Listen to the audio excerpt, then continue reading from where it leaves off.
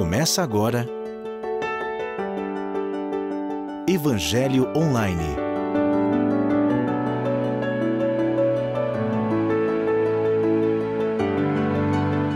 Um programa da Igreja Presbiteriana de Orlândia. Olá, amigos do Orlândia Online. Estamos novamente começando o nosso programa Evangelho Online. Muito obrigado pela sua audiência aqui conosco. Nós iremos trabalhar hoje o texto de Êxodo, capítulo 17, que cita um episódio interessante dos israelitas em um deserto e quando eles estão sem água. Então eu queria que você me acompanhasse nesse tema, né, que eu gostaria de colocar como quando o cantil se esvazia. Quando o cantil se esvazia. Esse é o nosso tema. Vamos passar agora para uma breve chamada do programa Verdade e Vida e nós voltamos em seguida com essa mensagem.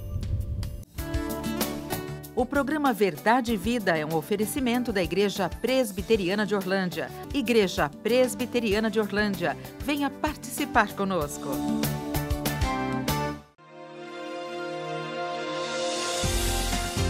O programa Verdade e Vida lança o DVD especial Doutrinas da Graça, uma coletânea das melhores mensagens do reverendo Hernandes Dias Lopes sobre o plano de Deus para a humanidade. São 5 mensagens que podem mudar sua vida e redirecionar o seu ministério. Adquira este DVD pelo site www.lojalpc.org.br ou de segunda a sexta-feira pelos telefones 0800 119 105 ou 19 3741 3003. Assista, medite e multiplique a palavra de Deus.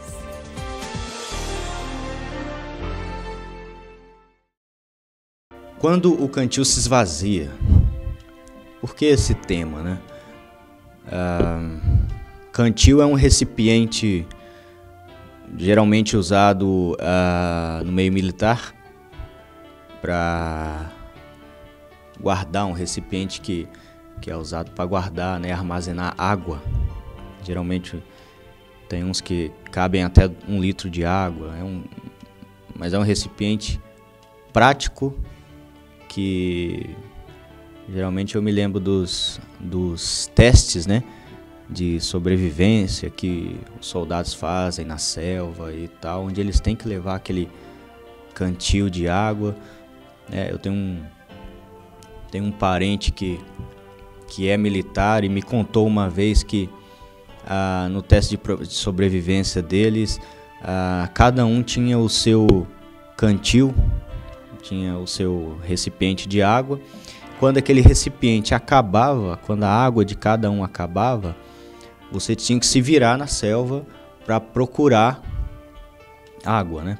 Para achar água e aí era problema seu aonde você ia buscar essa água. Quer dizer, aquele recipientezinho de água que eles tinham que ter todo o cuidado para tomar, para armazenar durante aquela semana, aquele tempo que eles estariam ali naquele teste, né, de sobrevivência na selva.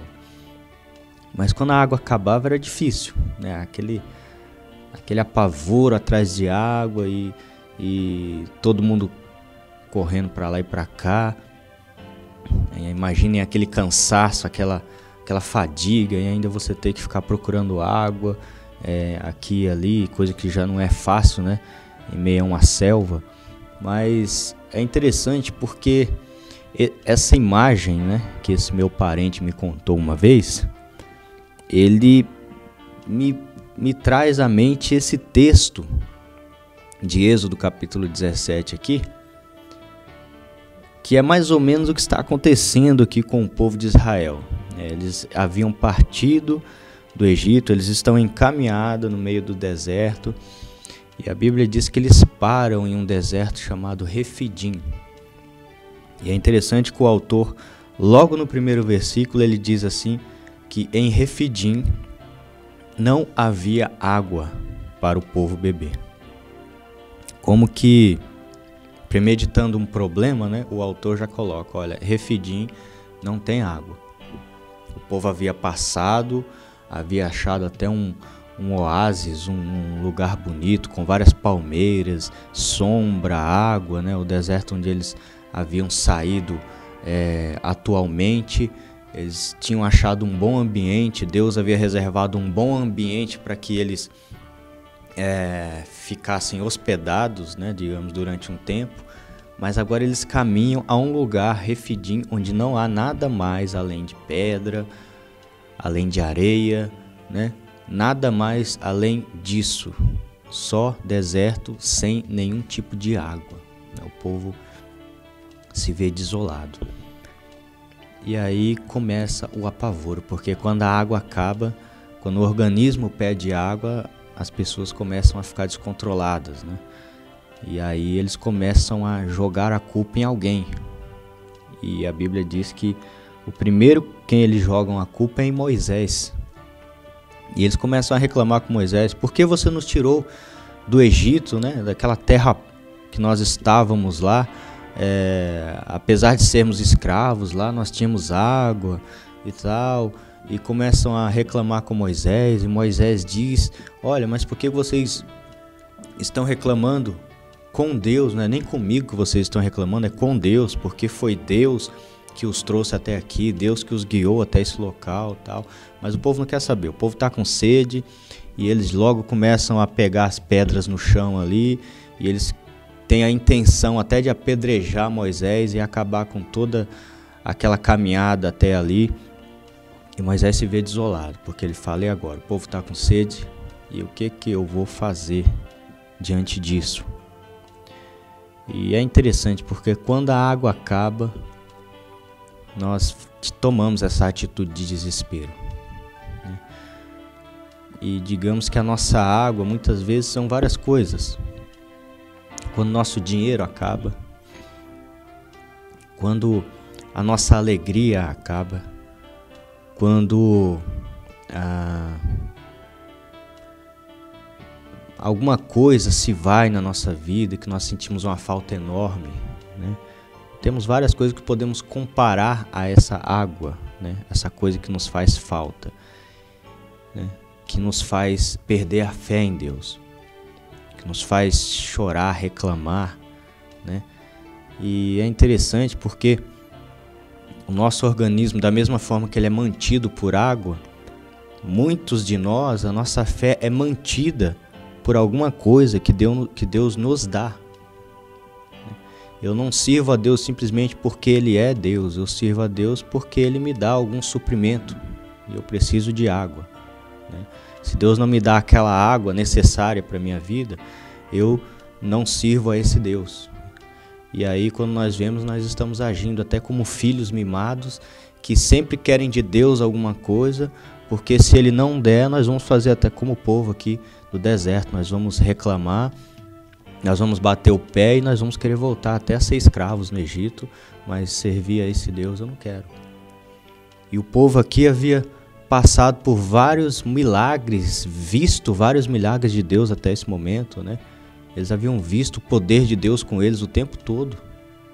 Mas no momento onde eles precisavam ter um pouco de fé, confiar um pouco em Deus, que Deus com certeza ia suprir aquela falta, como Ele supriu até agora, eles desesperam, eles choram, eles clamam e eles pensam até em matar o seu líder, o líder que Deus havia levantado para tirá-los dali. É assim a nossa atitude, é assim a atitude do povo. E muitas vezes a nossa fé depende dessa água que Deus nos dá, né? Se Deus não dá essa água que supre o nosso ego, nós então ficamos chateados e nós começamos a perder a nossa fé. Mas Moisés passa diante do povo, chama consigo os anciãos como testemunhas, vai até um lugar alto chamado Horebe, e ali ele toca na pedra com o cajado que Deus havia lhe dado, e de lá escorre um rio. E é um rio que vai escorrendo por todo aquele deserto só de areia e pedra, né? Aquele local desolado e cheio de deserto, de sol, é tomado por aquele rio, e aquele povo bebe aquela água. E então eles estão satisfeitos para começar mais uma caminhada. Por que conosco é assim também? Por que enquanto falta água, nós não somos fiéis? E por que quando Deus dá a água, nós temos como se fosse uma espécie de combustível para então caminhar mais um pouquinho até que a água acabe de novo? Né? E a Bíblia diz que aquele que tem a água da vida que Deus dá, ele não terá sede eternamente. E essa água que Jesus cita lá em João capítulo 4, a mulher samaritana, é Jesus Cristo. Ele fala: eu sou a água da vida. Quem beber da água que eu der nunca mais terá sede. Nós precisamos de pessoas, de cristãos, que entreguem a sua vida de fato a Jesus Cristo, essa água viva, para que eles de fato não tenham que pedir água constantemente, não tenham que buscar água em vários lugares, em várias fés, em várias coisas, né? Em vários objetos, mas que eles possam ter a sua fé firmada em Jesus Cristo, satisfeitos nele, porque nele e somente ele é a água que nós precisamos, que é a água que está a jorrar eternamente para a nossa vida eterna, para a nossa vida como cristãos aqui e para a nossa vida eternamente com Ele. Jesus é a água que nós precisamos e eu convido você a entregar de fato a sua vida nas mãos de Jesus Cristo. E com certeza Ele vai suprir essa sede espiritual que você sente e que você muitas vezes não sabe de onde vem essa sede. Mas com certeza Jesus tem muito a oferecer para a sua vida e você não vai mais ficar pedindo água, porque Ele sempre estará com você, te suprindo eternamente. Que Deus abençoe sua vida. Até o próximo programa. Você assistiu Evangelho Online.